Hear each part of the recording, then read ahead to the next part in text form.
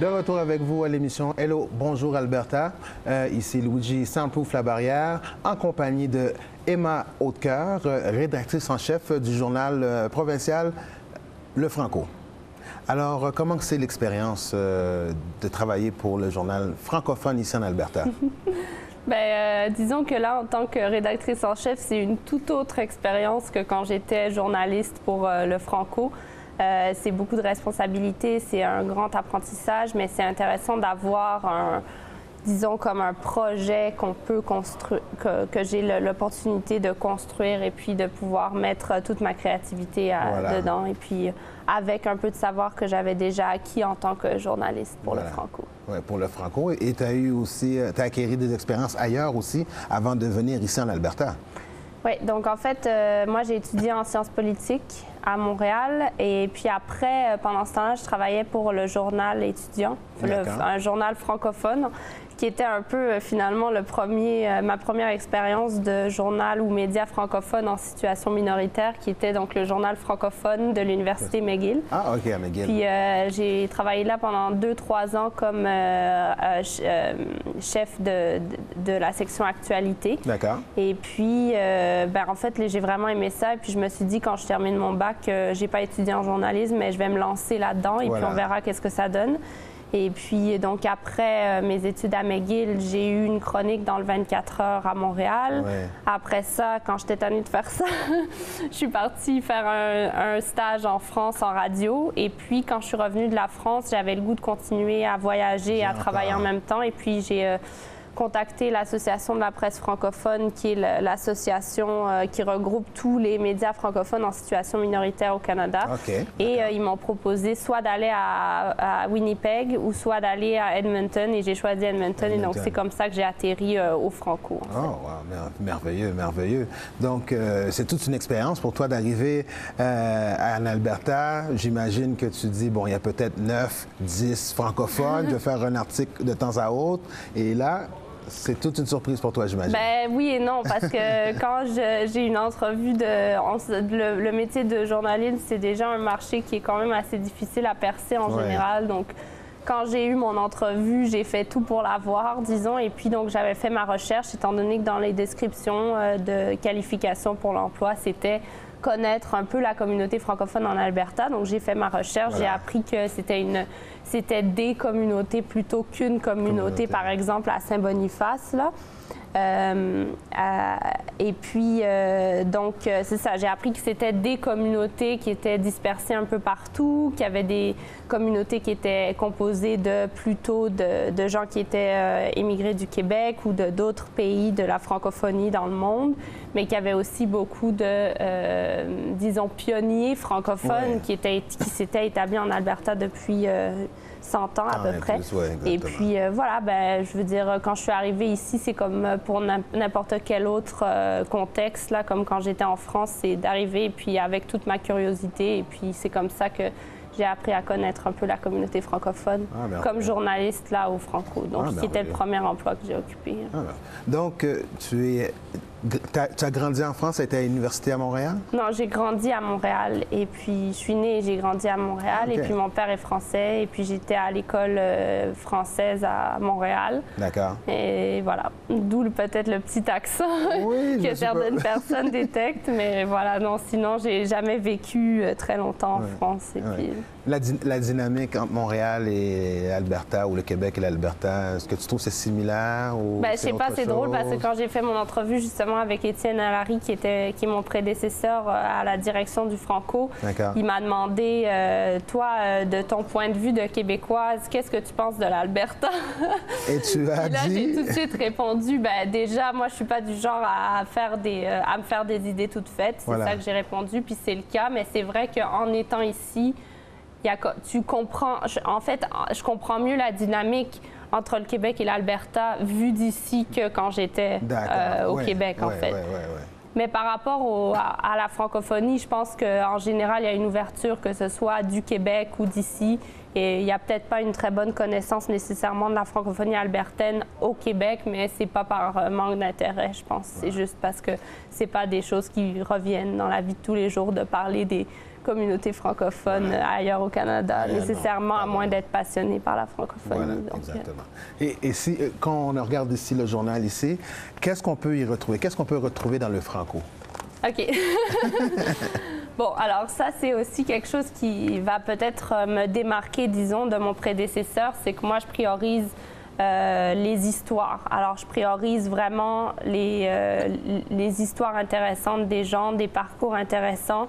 C'est sûr qu'il va rester de l'information communautaire utile dans le franco, mais pour moi, c'est vraiment important que plutôt que de s'en tenir strictement au sujet communautaire, c'est de dire non, on ouvre le contenu à quelque chose de plus large. Puis la question qu'on se pose à chaque article, c'est oui, il faut que ça soit en lien avec la francophonie en Alberta, mais plus large que ça, c'est-à-dire pourquoi est-ce que ce sujet-là pourrait intéresser les francophones en Alberta.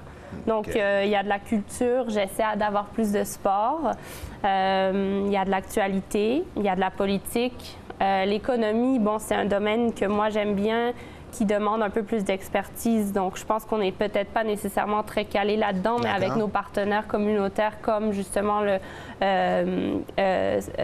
CDA, eux, ils fournissent du contenu qui est plus, qui parle d'économie, qui donne des conseils aux entrepreneurs, etc. Puis dans le franco, le mensuel, le franco du sud de l'Alberta et de Calgary, on a beaucoup de chroniques. C'est beaucoup plus axé sur les chroniqueurs et le contenu qui est fourni par eux. Donc, on a une chronique économique, une chronique juridique, une chronique de mode, une chronique tourisme. Et puis, on aura peut-être une chronique éventuellement qui est plus commerce international qu'économie et puis ce genre de choses-là. Donc, oh, c'est tout un défi en tant que nouvellement à ton poste, j'imagine. Ben oui, c'est super. Il y a beaucoup. Moi, j'ai énormément de choses à apprendre, notamment les choses qui paraissent peut-être prestigieuses, mais qui sont difficiles à faire. Donc, la gestion des ressources humaines, gestion de budget, tout ce genre de choses-là. Moi, j'ai juste été journaliste. J'ai pu observer quand j'étais à Banff, on n'a pas encore parlé de ça, mais quand j'étais à Banff, on a parti une station de radio à partir de rien. Et puis, j'avais donc le directeur de la station qui s'appelle Dominique Girard, qui lui disons que je pense que j'ai beaucoup appris de lui en l'observant de qu'est-ce que ça représente être un patron dans un milieu où il n'y a justement vraiment pas beaucoup d'employés et puis il faut vraiment que tout le monde s'y mette à fond pour que ça fonctionne. Et que ça soit proactif aussi. C'est ça. Puis il faut que tout le monde y croit, en fait. Et puis moi, j'espère que non seulement mon équipe y croit, mais que aussi les gens qui nous lisent y croient, que les gens qui participent en tant que pigistes ou chroniqueurs y croient, parce que sinon, voilà, ça fera pas long feu, même si ça fait depuis 1928 que le journal existe. Voilà. Donc, mais depuis, là, on l'a sur papier, mais j'imagine que vous avez d'autres moyens aussi de communiquer ou de faire les gens connecter avec ce journal-là? C'est ça. Donc, comme on disait, les communautés francophones sont assez dispersées. Donc, pour moi, c'est important d'avoir une plateforme qui va permettre à ces communautés-là de faire fleurir les liens qui existent déjà entre elles, de faire fleurir les liens qui existent entre ces communautés et le centre Edmonton, et même entre les communautés francophones en Alberta et les autres communautés francophones en Saskatchewan, Manitoba, l'Ouest, le Québec éventuellement et la francophonie. Donc, pour ça, pour moi, ça a été important de tout de suite dire que dans mes priorités, c'était de mettre de l'avant le web. Donc, sur notre site Internet, maintenant, les gens ne sont pas nécessairement habitués au fait qu'il y a un site Internet, Le Franco. Donc, c'est www.lefranco.ab.ca. Et ce qu'on essaie de faire, c'est de mettre du contenu pas nécessairement quotidien parce qu'on n'a pas les ressources, mais on met beaucoup des articles en primeur. Donc, vous pouvez les lire avant de recevoir le journal parce que pour ceux qui reçoivent le journal par la poste, mais on sait très bien que ça peut prendre peut-être une semaine. Donc, là, ils peuvent le recevoir par la poste? C'est par abonnement, le journal. Donc, les gens reçoivent le journal par la poste et donc, ils peuvent avoir parfois, ils ont les nouvelles une semaine en retard. Donc, ça fait que, des fois, on a l'impression que c'est un contenu qui est un peu usé dans un sens, étant donné que ça a été, dont d'autres médias en ont parlé, par exemple, ce genre de choses-là. Mais c'est pour ça que maintenant, sur le site Internet, pour tout ce qui est actualité, on essaie de mettre ça directement sur le site Internet. À jour. On a aussi du contenu exclusif vidéo, donc on fait beaucoup d'entrevues vidéo, ce qui n'était pas le cas avant. Sur le Facebook, donc le Franco Journal entre parenthèses, ou si vous tapez Journal Le Franco, vous allez tomber dessus. Sur la page Facebook du journal, on met beaucoup de galeries photos, et puis le journaliste Arthur Baillon qui est là en ce moment, il fait de très belles photos, donc on a une couverture photographique des événements, disons, donc ça aussi c'est plus en simultané. Et puis, pour ce qui est de Twitter, moi j'utilise ça, donc je mets les nouvelles, voilà. Donc, créer un dynamisme. C'est ça, c'est ça. Et puis, je veux que les gens participent, mettent des commentaires, et puis je veux que ça soit une plateforme, c'est ça, d'expression pour toutes ces communautés-là qui n'ont pas nécessairement la chance d'être là à Edmonton pour tous les événements.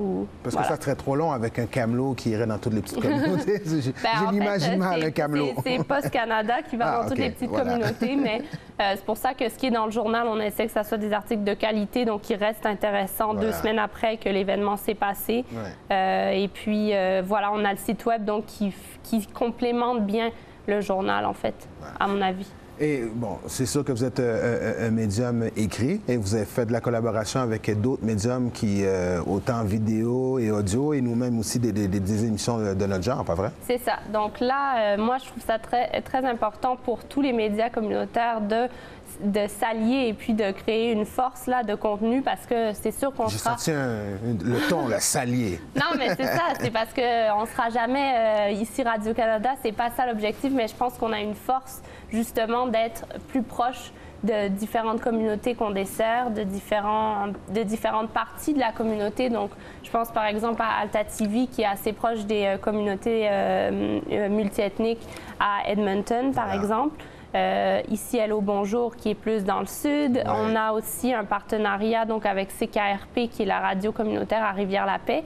Rivière-la-Paix, c'est à 5 heures d'Edmonton, dans le nord, où il y a une petite communauté très forte de francophones qui sont là depuis des années, donc des franco-albertains purs et durs, si on peut dire. Et puis, même avec donc, la radio Banff Center, que j'ai aidé à démarrer, en fait, on fait des collaborations avec eux. Donc, éventuellement, c'est pour que, justement, ça crée comme une toile qui regroupe tous ces gens-là et qui regroupe le contenu que tout le monde, toute la communauté produit, en fait. Donc, quand Hello Bonjour ou Alta TV produit une émission qui est en lien avec un article ou a fait une entrevue avec quelqu'un qui est en lien avec un article qu'on publie sur le web, admettons, on va mettre la vidéo avec l'article. On fait des converses à Radio-Canada et à CKRP où on parle de notre contenu.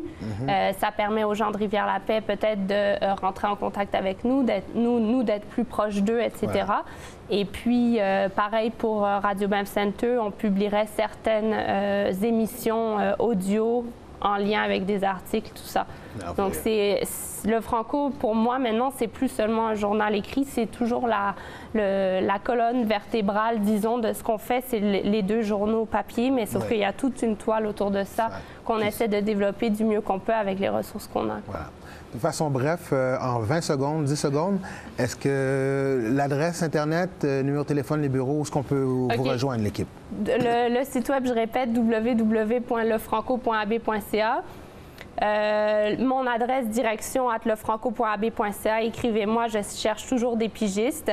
Et puis, si vous êtes à Edmonton, venez nous voir. C'est à la Cité francophone, au 3e étage, au bout du couloir. Ma politique, c'est que la porte est toujours ouverte et qu'on a envie de rencontrer des gens. Donc, voilà.